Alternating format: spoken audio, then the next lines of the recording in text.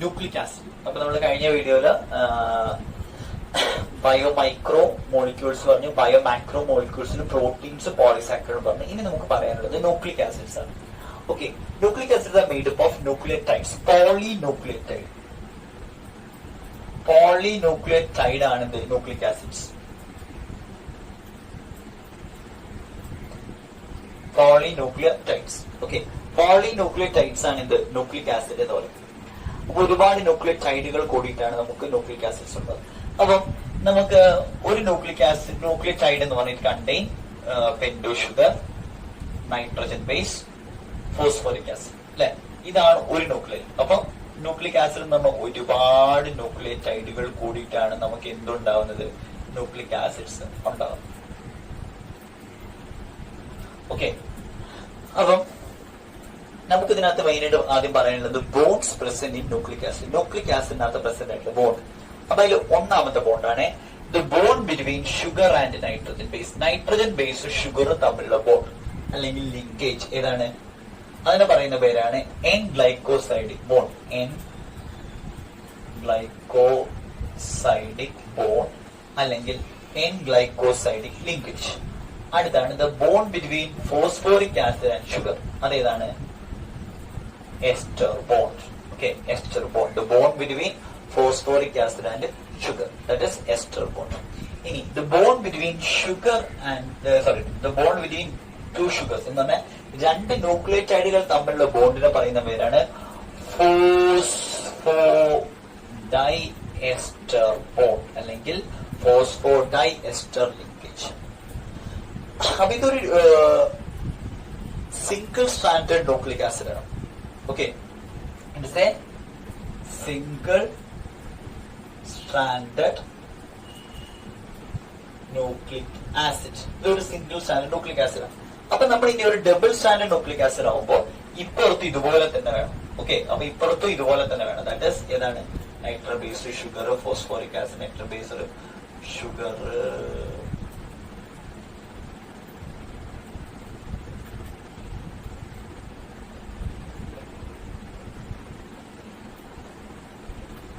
Okay. അപ്പൊ ഈ രണ്ട് ഇതിനെ എന്ന് പറഞ്ഞാൽ രണ്ട് സ്ട്രാൻഡുകളെ തമ്മിൽ ജോയിൻ ചെയ്യിക്കുന്ന ആരാണ്, നമ്മുടെ നൈട്രജൻ ബേസുകളാണ് രണ്ട് സ്ട്രാൻഡുകളെ തമ്മിൽ ജോയിൻ ചെയ്യുന്നത്. അപ്പൊ the bond between two nitrogen base, രണ്ട് നൈട്രജൻ ബേസുകൾ തമ്മിലുള്ള ബോണ്ടിനെ പറയുന്ന പേരാണ് hydrogen bond. Hydrogen bond. The bond between two nitrogen base, രണ്ട് നൈട്രജൻ ബേസുകൾ തമ്മിലുള്ള ബോണ്ടിനെ പറയുന്ന പേരാണ് ഏതാണ്, ഹൈഡ്രജൻ ബോണ്ട്. അപ്പൊ 4 ബോണ്ടുകളുള്ളത് N glycosidic bond, ester bond, phosphodiester bond, hydrogen bond. അപ്പൊ ആദ്യം തന്നെ നമ്മൾ നൈട്രജൻ ബേസും ഷുഗറും കൂടെ കൂടിച്ചേർന്ന ബോണ്ടാണ് ഇത് എൻ ഗ്ലൈക്കോസൈഡിക് ബോണ്ട്. അപ്പൊ ഇത് രണ്ടും കൂടെ കൂടിച്ചേരുമ്പോഴാണ് നമുക്ക് എന്തുണ്ടാവുന്നത്, ന്യൂക്ലിയോസൈഡ്. ന്യൂക്ലിയോസൈഡ് ഉണ്ടാവുന്നത്. ഈ ന്യൂക്ലിയോസൈഡിലേക്ക് നമ്മൾ ഒരു ഫോസ്ഫോറിക് ആസിഡ് ആഡ് ചെയ്ത് കഴിഞ്ഞാലാണ് നമുക്ക് എന്തുണ്ടാവുന്നത്, ന്യൂക്ലിയോടൈഡ്. ഓക്കെ, ഇങ്ങനെയുള്ള രണ്ട് ന്യൂക്ലിയോടൈഡ് ജോയിൻ ചെയ്യുമ്പോഴാണ് നമുക്ക് എന്ത് വരുന്നത്, phosphodiester bond. Okay, phosphodiester bond വഴിയാണ് എന്തെന്ന് രണ്ട് ന്യൂക്ലിയോടൈഡുകൾ ജോയിൻ ചെയ്യുന്ന ഇനെ ന്യൂക്ലിക് ആസിഡ്സ്. അപ്പൊ ഇതാണ് നമുക്ക് bond present in a nucleic acid. ഏതൊക്കെയായിരുന്നു, N glycosidic bond, ester bond, hydrogen bond, phosphodiester bond. N glycosidic bond is the bond between nitrogen base and sugar. ഇനി ester bond is the bond between sugar and phosphoric acid. Next phosphodiester bond എന്ന് പറഞ്ഞിട്ട് is bond between two nucleotides. Next, hydrogen bond is the bond between two nitrogen bases.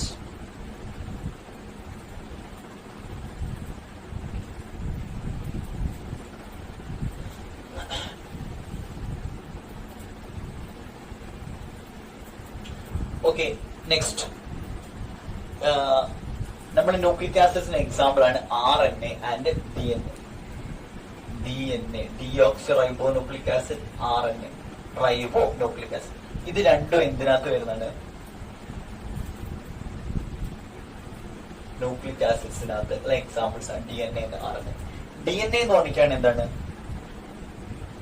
Double stranded ആണ്. RNA ആണെങ്കിലോ single standard ആണ്. Okay, DNA എന്ന് പറഞ്ഞാൽ double standard, RNA എന്ന് പറഞ്ഞാൽ single standard. DNA ഒക്കെ present nitrogen base adenine, thymine, guanine, cytosine. RNA ക്കകത്താണെങ്കിലോ adenine, uracil, guanine, cytosine. Okay, ഇനി DNA-ക്കകത്ത് പ്രശ്നം ഷുഗർ ഏതാണ്? Deoxy ribose. RNA-ക്കകത്താണെങ്കിലോ ribose. This is difference between RNA and DNA. DNA, RNA തമ്മിലുള്ള വ്യത്യാസം. ഇപ്പൊ DNA എന്ന് പറഞ്ഞിട്ടാണെങ്കിൽ എന്താണ്, വാട്സൺ ആൻഡ് ക്രിക്ക് എന്നുള്ള ഒരു സയന്റിസ്റ്റ് ആണ് DNA കണ്ടുപിടിച്ചത്. DNA എന്ന് പറഞ്ഞിട്ട് നമ്മൾ പറഞ്ഞേക്കുന്നത് double standard twisted helical structure ആണ്. ഡബിൾ സ്റ്റാൻഡേർഡ് ഹെലിക്കൽ സ്ട്രക്ചർ ആണ് DNA എന്ന് പറയുന്നത്. ഇപ്പൊ DNA-ക്കകത്ത് നമ്മുടെ sugar and phosphoric acid act as a backbone. നമ്മുടെ നൈട്രജൻ ബേസുകളാണ് എന്ത് ചെയ്യുന്നത്, തമ്മിൽ ബോണ്ടിങ് എന്ന് പറഞ്ഞാൽ ബോണ്ടിങ്ങിൽ പങ്കെടുക്കുന്ന ആരാണ്, നൈട്രജൻ ബേസുകളാണ്. ഷുഗറും ഫോസ്ഫോറിക് ആസിഡിനെ സപ്പോർട്ട് ചെയ്തിരിക്കുന്ന ഒരു ബാക്ക് ബോൺ ആണ്. നൈട്രജൻ ബേസുകളാണ് രണ്ട് സ്റ്റാൻഡുകളെ തമ്മിൽ ജോയിൻ ചെയ്യുന്നത്. ഓക്കെ, അപ്പൊ ഇവിടുന്ന് ഒരു ടേണിനകത്ത് ഏകദേശം 10 നൈട്രജൻ ബേസുകളുണ്ടാവും. 10 നൈട്രജൻ ബേസുകളുണ്ടാവും. ഒരു ടേണിനകത്ത് 10 നൈട്രജൻ ബേസുകളുണ്ടാവും. ഇനി ഇവിടെ അഡിനിൻ എപ്പോഴും ആരുമായി ബോണ്ട് ചെയ്യുള്ളൂ. Adenine always bonded to thymine and guanine is always bonded to cytosine.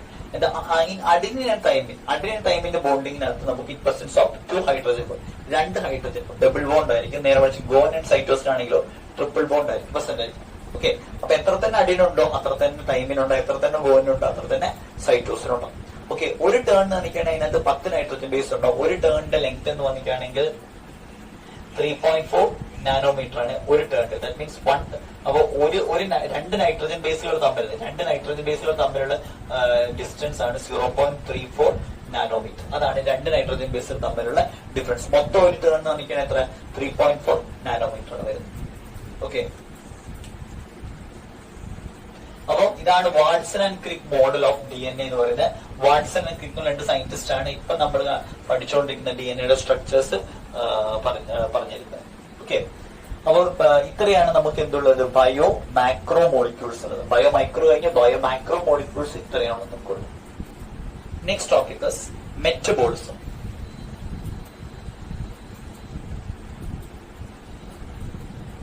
Metabolism എന്ന് പറഞ്ഞിട്ടാണെങ്കിൽ നമ്മുടെ ലിവിംഗ് ബോഡിക്കകത്ത് നടക്കുന്ന കെമിക്കൽ റിയാക്ഷൻസിനെയാണ് മെറ്റബോളിസം എന്ന് പറയുന്നത്, അല്ലെ? അപ്പൊ അതിന് ടേൺ ഓവർ എന്താണ്? ടേൺ ഓവർ എന്ന് പറഞ്ഞാൽ ഒരു ബയോമോളിക്യൂൾ പോലും നമ്മളെ ബോഡിയിൽ ആസ് എ നിൽക്കില്ല, അതിന് ഒരുപാട് മാറ്റങ്ങൾ സംഭവിച്ചുകൊണ്ടേയിരിക്കും. ഇതിനെയാണ് നമ്മൾ എന്ത് പറയുന്നത്, ടേൺ ഓവർ എന്ന് പറയുന്നത്. ഇതിനാണ് ടേൺ ഓവർ എന്ന് പറയുന്നത്. അപ്പം metabolism involves both anabolism and catabolism.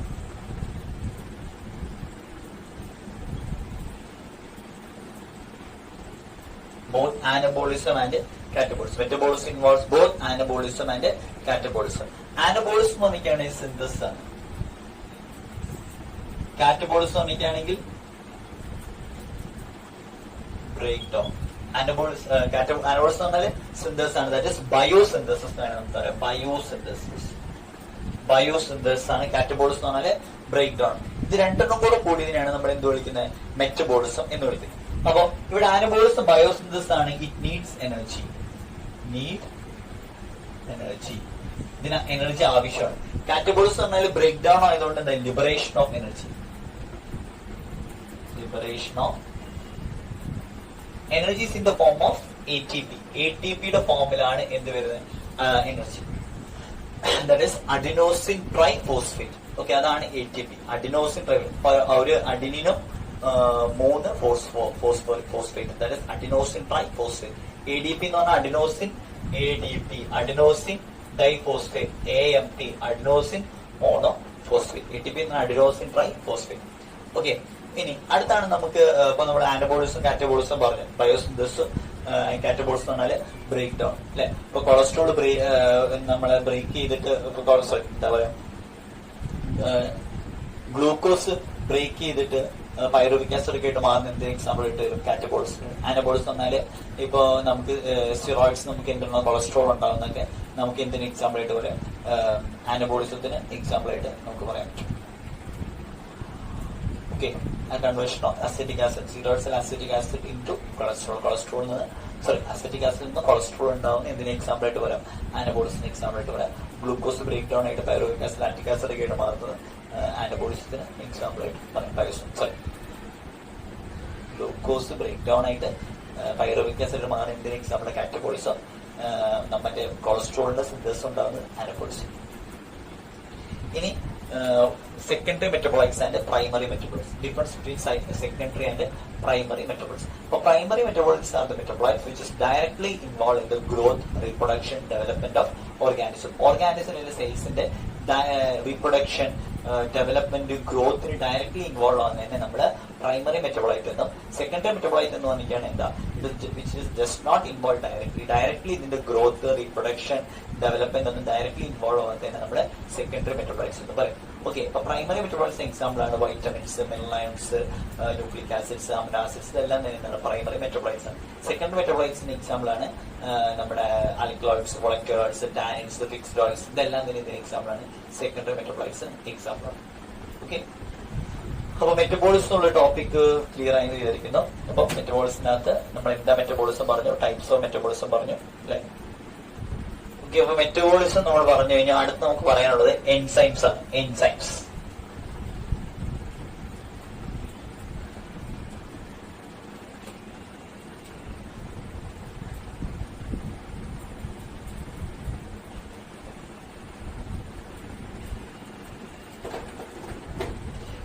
Enzymes are biological catalyst. Enzymes പറഞ്ഞിട്ടാണ് എന്താണ് ബയോളജിക്കൽ കാറ്റലിസ്റ്റ് ആണ്. അപ്പൊ കാറ്റലിസ്റ്റ് എന്ന് പറഞ്ഞാൽ നമുക്കറിയാം റിയാക്ഷന്റെ റേറ്റ് കൂട്ടാൻ വേണ്ടിയിട്ടാണ് കാറ്റലിസ്റ്റ്. അപ്പൊ കാറ്റലിസ്റ്റ് ഇല്ലാതെ കാറ്റലിസ്റ്റ് ഇല്ലാതെ റിയാക്ഷൻസ് നടക്കും, but it will enhance the rate of the reaction like that enzymes in our body. അപ്പം എൻസൈംസും ആക്ടിവേഷൻ എനർജി നമ്മൾ അതിനൊരു ഒരു ബന്ധം എന്താന്ന് പറയാം. Activation energy is energy required to convert a normal stable molecule into a reactive molecule. Okay, about activation energy.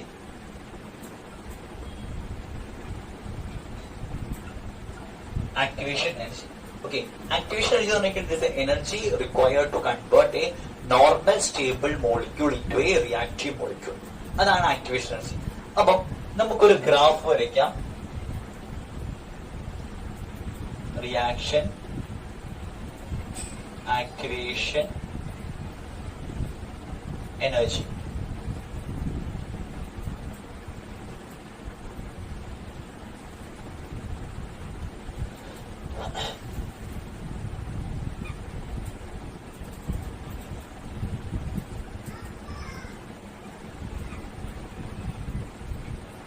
That is activation energy and reaction. അപ്പം reaction കൂടുന്നതിനനുസരിച്ച് എന്താ ആക്ടിവേഷൻ എനർജി കൂടുന്നതിനനുസരിച്ച് റിയാക്ഷൻ നടക്കുന്നുണ്ട്, അതുപോലെ തന്നെ പ്രൊഡക്റ്റ് കിട്ടുന്നത്. അപ്പം നിങ്ങൾ നോക്കുക, വിത്ത് എൻസൈമിന്റെ പ്രസൻസിൽ ആക്ടിവേഷൻ എനർജി കുറച്ച് മതി well comparing to without enzyme കേട്ടോ. അപ്പം activation energy in the case അല്ലെങ്കിൽ the presence of enzyme there is less activation energy. Activation energy കുറച്ച് മതി. എൻസൈംസിന്റെ പ്രസൻസ് ഇല്ലാതെയാണെങ്കിലോ ആക്ടിവേഷൻ എനർജി കൂടുതൽ വേണം. ഓക്കെ, അപ്പൊ അടുത്ത് നമുക്ക് പറയുകയാണെങ്കിൽ എൻസൈം ഫിറ്റ് തിയറി നോക്കാം. കോഷ്ലാൻഡ് പറഞ്ഞിട്ടുള്ള എൻസൈം ഫിറ്റ് തിയറി ഉദ്ദേശിക്കുന്നത് എന്ന് വെച്ചാൽ ദിസ് ഇസ് ദ സ്ട്രക്ചർ. ഇതാണ് എൻസൈമിന്റെ സ്ട്രക്ചർ എങ്കിൽ എൻസൈമിന് ഇതാണ് എൻസൈമിന്റെ ആക്റ്റീവ് സൈറ്റ് എന്ന് പറയുന്നത്. ആക്റ്റീവ് സൈറ്റ് എന്ന് പറഞ്ഞിട്ടാണെങ്കിൽ it is a site at which a substrate attaches the enzyme. എൻസൈമിന് ഒരു സബ്സ്ട്രേറ്റ് വന്ന് അറ്റാച്ച് ചെയ്യുന്ന സ്ഥലത്തിനെ പറയുന്ന പേരാണ് ഇത് ആക്റ്റീവ് സൈറ്റ് എന്ന് പറയുന്നത്. ഓക്കെ, ആദ്യം എൻസൈമിന് ഒരു സബ്സ്ട്രേറ്റ് വന്ന് അറ്റാച്ച് ചെയ്യും. അപ്പൊ എന്ത് കിട്ടും?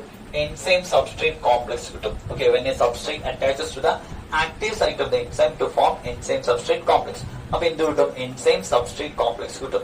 അങ്ങനെ ഈ എൻസൈമിന് ഒരു പ്രൊഡക്റ്റ് ഒന്ന് അറ്റാച്ച് ചെയ്യാൻ പറ്റും. അപ്പൊ എന്ത് കിട്ടും? ഒരു എൻസൈം പ്രൊഡക്റ്റ് കിട്ടും. അങ്ങനെ ഈ പ്രൊഡക്റ്റ് എത്ര തരത്തിൽ എത്തിക്കഴിഞ്ഞാൽ ഫ്രീ എൻസൈമും ഫ്രീ പ്രൊഡക്റ്റും ആയിട്ട് മാറും. Free enzyme and free product ആയിട്ട് മാറും. ഓക്കെ, അപ്പൊ നമുക്ക് പറയുകയാണെങ്കിൽ what are the factors which affect the action of enzyme. Enzyme action affect ചെയ്യുന്ന ഫാക്ടേഴ്സ് ഏതൊക്കെയാണ്? അപ്പൊ നമ്പർ 1, ഒന്നാമത്തെയാണ് ഇത് ടെമ്പറേച്ചർ. രണ്ടാമത്തേതാണ് pH.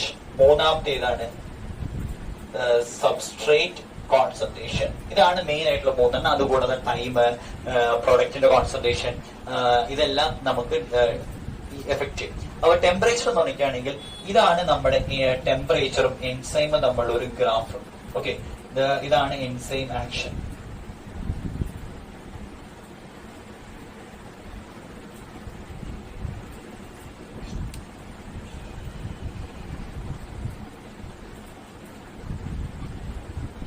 നോക്കുക, ടെമ്പറേച്ചർ കൂടുന്നതിനനുസരിച്ച് റിയാക്ഷൻ നടന്നുകൊണ്ടിരിക്കും. അറ്റ് എ പർട്ടിക്കുലർ ടെമ്പറേച്ചർ, ഒരു പർട്ടിക്കുലർ ടെമ്പറേച്ചർ കഴിഞ്ഞാൽ പിന്നെ നമ്മൾ ടെമ്പറേച്ചർ കൂട്ടുന്നതനുസരിച്ച് റിയാക്ഷൻ കുറഞ്ഞു മീൻസ് റിയാക്ഷന്റെ റേറ്റ് കുറഞ്ഞു എന്ന് വെച്ചാൽ when temperature increases, the reaction also, the enzyme substrate reaction also increases to a particular level. ഈ പർട്ടിക്കുലർ ലെവലിനെയാണ് നമ്മൾ എന്താ പറയുന്നത്, constant temperature. At constant temperature. അപ്പൊ constant temperature temperature at which an enzyme gives its maximum action. Enzyme അതിന്റെ maximum action തരുന്ന ടെമ്പറേച്ചറിനെയാണ് നമ്മൾ എന്താ കോൺസ്റ്റന്റ് അല്ല, ഒപ്റ്റിമം ടെമ്പറേച്ചർ എന്ന് പറയുന്നത്. ഇതാണ് ഒപ്റ്റിമം ടെമ്പറേച്ചർ. ഒപ്റ്റിമം ടെമ്പറേച്ചർ എന്നൊക്കെയാണ് it is A temperature at which an enzyme gives its maximum action. Enzyme അതിന്റെ മാക്സിമം ആക്ഷൻ തരുന്ന ടെമ്പറേച്ചറിനെയാണ് നമ്മൾ ഒപ്റ്റിമം ടെമ്പറേച്ചർ എന്ന് പറയുന്നത്. എന്ന് വെച്ചാൽ ഇവിടെ ടെമ്പറേച്ചർ കൂടുന്നതിനനുസരിച്ച് റിയാക്ഷൻ കൂടിക്കൂടി വരുന്നുണ്ട് അറ്റ് ഒരു പർട്ടിക്കുലർ ലിമിറ്റ് വരെ. ഈ പർട്ടിക്കുലർ ടെമ്പറേച്ചർ ഒരു പർട്ടിക്കുലർ ലിമിറ്റ് വരെയാണ് എന്ത് ചെയ്യുന്നത്, മാക്സിമം റിയാക്ഷൻ തരുന്നത്. വീണ്ടും ടെമ്പറേച്ചർ കൂടി കഴിഞ്ഞ് ഇവിടെ എന്ത് ചെയ്യുന്നത്, റിയാക്ഷൻ കുറഞ്ഞുകൊണ്ടിരിക്കുന്നത്. അപ്പൊ ഒപ്റ്റിമം ടെമ്പറേച്ചർ കഴിഞ്ഞ് വീണ്ടും നമ്മൾ ടെമ്പറേച്ചർ കൂട്ടി കഴിഞ്ഞാൽ റിയാക്ഷൻ റേറ്റ് എന്ത് ചെയ്യും, കുറഞ്ഞു വരും. അതുപോലെ തന്നെയാണ് പി എച്ചിന്റെ കേസും. ഓക്കെ, ഇതേപോലെ തന്നെയാണ് പി എച്ചും. റിയാക്ഷനും പി എച്ചും ഒരു എൻസൈം അതിന്റെ മാക്സിമം ആക്ഷൻ എന്ന പി എച്ച് ആണ് ഇത് optimum P H. Optimum P H കഴിഞ്ഞാൽ എൻസൈമിന്റെ ആക്ഷൻ സ്വാഭാവികമായിട്ട് എന്ത് ചെയ്യും, കുറഞ്ഞു വരും. നേരെ മറിച്ച് നമ്മുടെ സബ്സ്ട്രേറ്റ് കോൺസെൻട്രേഷൻ അങ്ങനെയല്ല. സബ്സ്ട്രേറ്റ് കോൺസെൻട്രേഷൻ എന്ന് പറഞ്ഞാൽ ചെറിയൊരു വ്യത്യാസമുണ്ട്. സബ്സ്ട്രേറ്റ് കോൺസെൻട്രേഷൻ എന്താണ്, തുടക്കത്തിൽ സബ്സ്ട്രേറ്റ് കോൺസെൻട്രേഷൻ കൂടുന്നതനുസരിച്ച് എന്ത് ചെയ്യുന്നു, റിയാക്ഷൻ കൂടി വരും ഒരു പർട്ടിക്കുലർ ലിമിറ്റ് വരെ. എന്ന് പറഞ്ഞാൽ ഈ വി മാക്സ് ഈ പർട്ടിക്കുലർ ടൈം കഴിഞ്ഞാൽ സബ്സ്ട്രേറ്റിന്റെ അളവ് കഴിഞ്ഞാൽ വീണ്ടും നമ്മൾ സബ്സ്ട്രേറ്റ് കൂടുന്നതുകൊണ്ട് റിയാക്ഷൻ സംഭവിക്കില്ല. നോ ചേഞ്ച്, കൂടില്ല കുറയില്ല. കാരണം എത്രയാണോ എൻസൈം അത്ര തന്നെ സബ്സ്ട്രേറ്റ് നമുക്ക് മതി. ഓക്കെ, അപ്പൊ ഇവിടെ സബ്സ്ട്രേറ്റിന്റെ എണ്ണം കൂടുന്നതുകൊണ്ട് എൻസൈമിന്റെ ആക്ടിവിറ്റി എന്ത് ചെയ്യുന്നില്ല, ബാധിക്കുന്നില്ല എന്ന് ഒരു ഈ പർട്ടിക്കുലർ ലിമിറ്റ് കഴിഞ്ഞിട്ട്. ഓക്കെ, അപ്പൊ തുടക്കത്തിൽ സബ്സ്ട്രേറ്റ് കോൺസെൻട്രേഷൻ കൂടുന്നതനുസരിച്ച് എൻസൈം ആക്ഷൻ കൂടി വരും ഒരു പർട്ടിക്കുലർ ലിമിറ്റ് വരെ. അത് കഴിഞ്ഞ് വീണ്ടും നമ്മൾ സബ്സ്ട്രേറ്റ് കോൺസെൻട്രേഷൻ കൂടുന്നതുകൊണ്ട് എൻസൈംസിന് എന്ത് ചെയ്യുന്നില്ല, ഒന്നും സംഭവിക്കുന്നില്ല.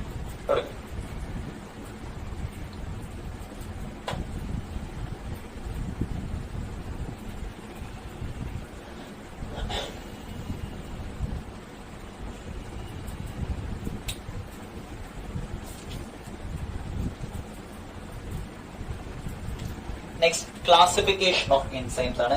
എൻസൈംസിനെ നമ്മൾ 6 ആക്കിയാണ് ക്ലാസിഫൈ ചെയ്തേക്കുന്നത്.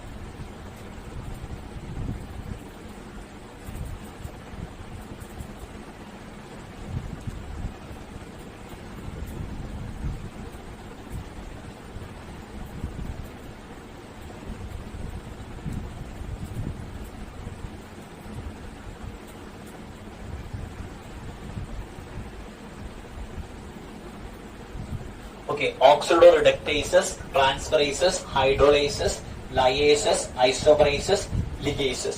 Oxidoreductases എന്നൊക്കെയാണ് they catalyze oxidative and reduction reaction or takes place in the transfer of electrons. അപ്പൊ ഓക്സിഡോറിഡക്റ്റേസ് എന്നൊക്കെയാണ് ഓക്സിഡേറ്റീവ് റിഡക്റ്റീവ് റിയാക്ഷൻസിൽ പങ്കെടുക്കുന്ന എൻസൈം ആണ് ഇത് ഓക്സിഡോറിഡക്റ്റേസസ്. ട്രാൻസ്ഫറേസ് എന്നൊക്കെയാണ് ഗ്രൂപ്പുകളെ ട്രാൻസ്ഫർ ചെയ്യാൻ വേണ്ടി അല്ലെ, they catalyze the transfer of a group between a pair of substrate. അപ്പൊ ഗ്രൂപ്പുകളെ ട്രാൻസ്ഫർ ചെയ്യാൻ വേണ്ടി ഉപയോഗിക്കുന്ന എൻസൈം ആണ് transferases. Hydrolysis catalyze a hydrolysis of bond like ester, peptide, ester bond, peptide bond, glycosidic bond, ഇങ്ങനെയുള്ള ബോണ്ടുകളൊക്കെ ഹൈഡ്രോളൈസ് ചെയ്യാനായിട്ട്. ഇനി ലയേസസ് ആണെങ്കിൽ റിമൂവൽ ഓഫ് ഗ്രൂപ്പുകളെ കട്ട് ചെയ്യാനും റിമൂവ് ചെയ്യാനൊക്കെ വേണ്ടിയിട്ടാണ് ഇത് ലയേസസ്. ഐസോമറൈസേഷൻ ആണെങ്കിൽ എന്താണ്, ഐസോമറൈസേഷൻ റിയാക്ഷനിൽ പങ്കെടുക്കുന്ന എൻസൈംസ് ആണ്. ലിഗേസസ് എന്ന് പറഞ്ഞിട്ട് ഒട്ടിക്കാൻ വേണ്ടി യൂസ് ചെയ്യുന്ന എൻസൈം ആണ് ലിഗേസസ്. ഓക്കെ, അപ്പൊ ഓക്സിഡോറിഡക്റ്റേസസ്, ട്രാൻസ്ഫറേസസ്, ഹൈഡ്രോളൈസസ്, ലയേസസ്, ഐസോമറൈസസ്, ലിഗേസസ്. അപ്പൊ ഇതാണ് എൻസൈംസിന്റെ classification. Next is enzyme inhibition. അടുത്ത് നമ്മൾ പറയാൻ പോകുന്നത് എൻസൈം ഇൻഹിബിഷൻ ആണ്. എൻസൈം ഇൻഹിബിഷൻ എന്ന് പറഞ്ഞാൽ എൻസൈമിന്റെ ആക്ടിവിറ്റി കുറയ്ക്കല്ല, എൻസൈമിന്റെ ആക്ടിവിറ്റി സ്റ്റോപ്പ് ചെയ്യുന്ന പ്രോസസ്സിനെയാണ് എൻസൈം ഇൻഹിബിഷൻ എന്ന് പറയുന്നത്. And this are called as the agents which inhibit the enzyme is called as enzyme inhibitors. അതിനെയാണ് എൻസൈം ഇൻഹിബിറ്റേഴ്സ് എന്ന് പറയുന്നത്. അപ്പൊ നമുക്ക് allosteric enzyme inhibition, competitive, non competitive enzyme inhibition. അപ്പൊ അതിന് കോമ്പറ്റേറ്റീവ് എൻസൈം ഇൻഹിബിഷൻ ആണ് പറയുന്നത്. സിമ്പിൾ ആയിട്ട് പറയുന്നത് കോമ്പറ്റേറ്റീവ് ഇൻഹിബിഷന്റെ കേസിൽ the substrate and inhibitors are structurally similar. Okay, ഇത് സബ്സ്ട്രേറ്റ് ആണ്, ഇത് ഇൻഹിബിറ്റർ ആണ്. അപ്പൊ ഈ സബ്സ്ട്രേറ്റും ഇൻഹിബിറ്ററും എന്താണ്, സ്ട്രക്ചറലി സിമിലർ ആണ്. So there is a competition between substrate and inhibitor to attach as the active site of the enzyme. Enzyme active site attach ചെയ്യാനായിട്ട് സബ്സ്ട്രേറ്റും ഇൻഹിബിറ്ററും തമ്മിൽ എന്തുണ്ടാവും, ഒരു കോമ്പറ്റീഷൻ ഉണ്ടാവും. And inhibitor attaches to the active site of the enzyme, and this causes enzyme inhibitor complex instead of enzyme substrate complex. Enzyme substrate complexന് പകരമായിട്ട് ഇവിടെ എന്തുണ്ടാവും, enzyme inhibitor complex ഉണ്ടാവും. അപ്പൊ അതുകൊണ്ട് ഇവിടെ എന്ത് നടക്കില്ല, ആക്ഷൻ നടക്കില്ല. നേരെ മറിച്ച് നോൺ കോമ്പറ്റേറ്റീവ് ആണ്. ഇപ്പൊ ഞാൻ പറഞ്ഞു competitive substrate and inhibitors are structurally similar എന്നാണ് പറഞ്ഞത്.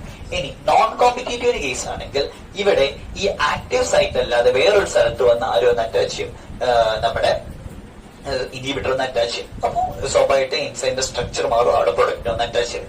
നേരെ മറിച്ച് അല്ലോസ്റ്റെറിക് എൻസൈം ഇൻഹിബിഷൻ ആണെങ്കിൽ ഈ എൻസൈമിന് ഒരു എന്തുണ്ടാവും, ഒരു അല്ലോസ്റ്റെറിക് സൈറ്റ് ഉണ്ടാവും. അപ്പൊ ഈ ഇൻഹിബിറ്റർ നേരെ വന്ന് അല്ലോസ്റ്റെറിക് സൈറ്റിൽ ഒന്ന് അറ്റാച്ച് ചെയ്യും. അപ്പൊ എൻസൈമിന്റെ സ്ട്രക്ചറിന് വ്യത്യാസം വരും. അപ്പൊ സ്വാഭാവികമായിട്ട് ആർക്കും ഒന്ന് അറ്റാച്ച് ചെയ്യാൻ പറ്റാതെയോ ഒരു സബ്സ്ട്രേറ്റിന് വന്നിട്ട് അറ്റാച്ച് ചെയ്യാൻ പറ്റാതെ. ഓക്കെ, അപ്പൊ എൻസൈം ഇൻഹിബിഷൻ എന്ന് പറഞ്ഞാൽ എൻസൈമിന്റെ ആക്ടിവിറ്റി സ്റ്റോപ്പ് ചെയ്യുക, കുറയ്ക്കാം അല്ലെ. അപ്പൊ ഇതിന്റെ എക്സാമ്പിൾ ആണ് നമ്മുടെ മെവലോണേറ്റ്. ഓക്കെ, അപ്പം നമ്മുടെ ഈ ഇതിനകത്തൊക്കെ എന്ന് പറഞ്ഞിട്ടാണെങ്കിൽ നമ്മുടെ ഈ ബാക്ടീരിയയുടെ സെൽ വാളിനകത്തൊക്കെ നമ്മൾ യൂസ് ചെയ്യും. അപ്പൊ എക്സാമ്പിൾ ആണ് നമ്മളെ മെവലോണേറ്റ്. അപ്പൊ സക്സിനേറ്റിനെ ഫ്യൂമറേറ്റ് ആക്കി മാറ്റാൻ കഴിവുള്ള ഒരാളാണ് സക്സിനിക് ഡീഹൈഡ്രോജിനേസ്. അപ്പൊ മെവലോണേറ്റ് ഇപ്പൊ നമ്മളിത് ബാക്ടീരിയൽ സെൽ വാളിനകത്തൊക്കെ പ്രസന്റ് ആവുന്നത് ഇപ്പൊ ബാക്ടീരിയ നശിപ്പിക്കാൻ, പാത്തോജനെ നശിപ്പിക്കാൻ വേണ്ടിയാണ് ഇത് യൂസ് ചെയ്യുന്നത്. അപ്പൊ സക്സിനേറ്റിനെ ഫ്യൂമറേറ്റ് ആക്കി കൺവേർട്ട് ചെയ്യുന്ന എൻസൈമാണിത് സക്സിനിക് ഡീഹൈഡ്രോജിനേസ്. ഈ സക്സിനിക് ഡീഹൈഡ്രോജിനേസ് ഇൻഹിബിറ്റ് ചെയ്യുന്ന ഒരാളാണ് ആര്, മെവലോണേറ്റ്. ആരാണ് മെവലോണേറ്റ് എന്ന് പറഞ്ഞ ഇൻഹിബിറ്റ്. ഓക്കെ, അതുപോലെ തന്നെ നമ്മുടെ സ്റ്റാറ്റിൻസിനെ ഇൻഹിബിറ്റ് ചെയ്യുന്നതാണ് നമ്മുടെ മൊണാസ്കസ് പെർപ്യൂറസ്.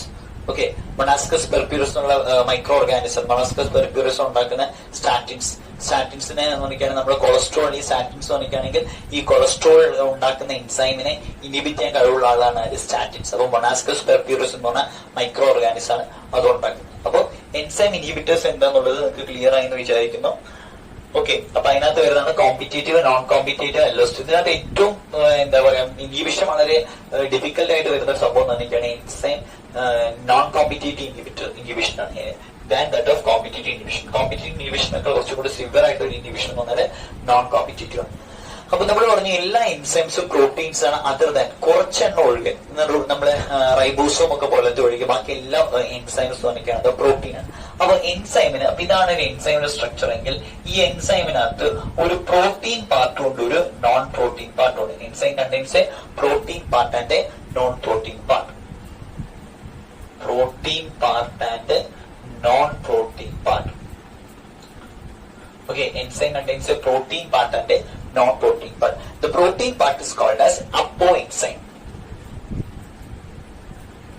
and the non-protein part is called as cofactor. Okay, the protein part is called as apoenzyme and the non-protein part is called as cofactor.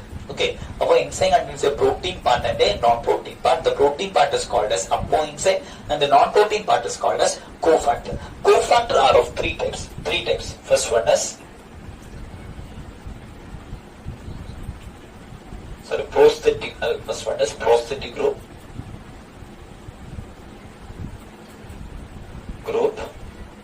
Then coenzyme, metallic ions. അങ്ങനെ മൂന്നാക്കിയാണ് divide ചെയ്തത്. Okay, prosthetic group, coenzymes, metallic ions. Prosthetic ഗ്രൂപ്പിന് example ആണ് haem വരുന്നത്. കോഎൻസൈമിന് example NAD, PH ഒക്കെ വരുന്നത്. Metallic അയോൺസിന് example ആണ് zinc, ZN ഒക്കെ എന്തിനകത്ത് വരുന്നതാണ്, മെറ്റാലിക് അയോൺസിനകത്ത് വരുന്നത്. അപ്പൊ ഇതാണ് നമ്മുടെ പ്രോസ്തെറ്റിക് ഗ്രൂപ്പ് എന്താണോ, അതുപോലെ പ്രോട്ടീൻ പാർട്ട് എന്താ, നോൺ പ്രോട്ടീൻ പാർട്ട് എന്താ നമ്മൾ പറഞ്ഞു. അപ്പൊ നമ്മുടെ ഇപ്പൊ ഇത് പറഞ്ഞു. അപ്പൊ ഇതിനകത്ത് എൻസൈമിന്റെ ഒരു ക്ലാസിഫിക്കേഷൻ ഉണ്ട്, സിമ്പിൾ എൻസൈംസും അതുപോലെ തന്നെ കോൺജുഗേറ്റഡ് എൻസൈംസും. ഈ പറഞ്ഞതൊക്കെയാണ് conjugate enzyme. Conjugate enzymes contains protein പാർട്ടുണ്ട്, നോൺ പ്രോട്ടീൻ പാർട്ടുണ്ട്. ഒരു പ്രോട്ടീൻ പാർട്ട് മാത്രം കണ്ടെയ്ൻ ചെയ്യുന്നതാണെങ്കിൽ അത് എന്തിനായിട്ട് വരും, സിമ്പിൾ എൻസൈം ആയിട്ട് വരും. ഓക്കെ, സിമ്പിൾ എൻസൈം ആണെങ്കിൽ contain only protein part. Simple എൻസൈംസിന് എക്സാമ്പിൾ ആണ് നമ്മുടെ അമൈലേസ്, പെപ്സിൻ, ട്രിപ്സിൻ. ഇതെല്ലാം തന്നെ എന്തിന്റെ എക്സാമ്പിൾ ആണ്? സിമ്പിൾ എക്സാമ്പിൾ ആണ്. ഓക്കെ, അപ്പൊ കോൺജുഗേറ്റ് എൻസൈം ആണെങ്കിൽ കണ്ടെയ്ൻ പ്രോട്ടീൻ അതുപോലെ തന്നെ നോൺ പ്രോട്ടീൻ പാർട്ട് ഉണ്ടെങ്കിൽ അത് കോൺജുഗേറ്റഡ് എൻസൈംസ് ആണ്. പിന്നെ നമുക്ക് ജസ്റ്റ് ഒരു നിങ്ങൾക്ക് എക്സ്ട്രാ ആയിട്ട് പറയാനുള്ളത് പ്രോട്ടീൻസിന്റെ ക്ലാസിഫിക്കേഷൻ നമ്മൾ പറഞ്ഞിട്ടുണ്ടായിരുന്നു അല്ലെ, ബയോ മാക്രോ മോളിക്യൂൾസിന്റെ കേസിൽ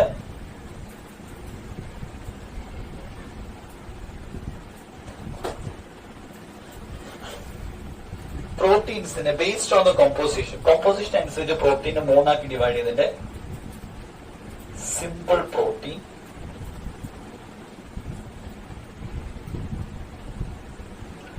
conjugated protein,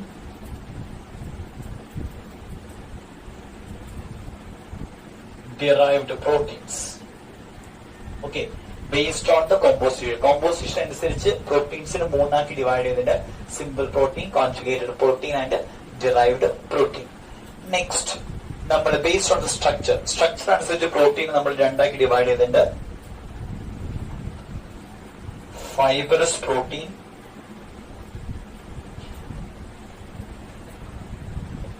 globular protein.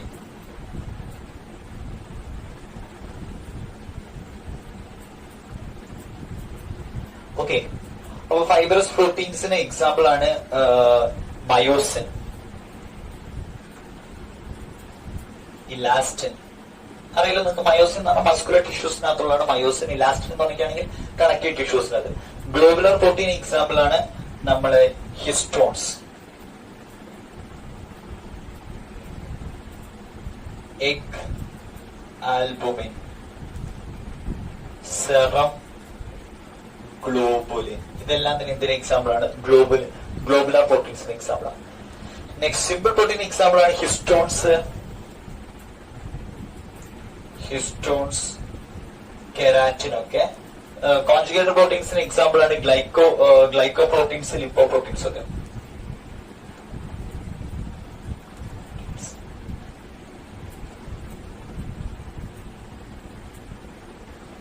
ലിപ്പോപ്രോട്ടീൻസ്, glycoproteins. Next derived പ്രോട്ടീൻസിന് എക്സാമ്പിൾ ആണ് പെപ്റ്റോൺസ്, പ്രോട്ടീസസ് ഒക്കെ.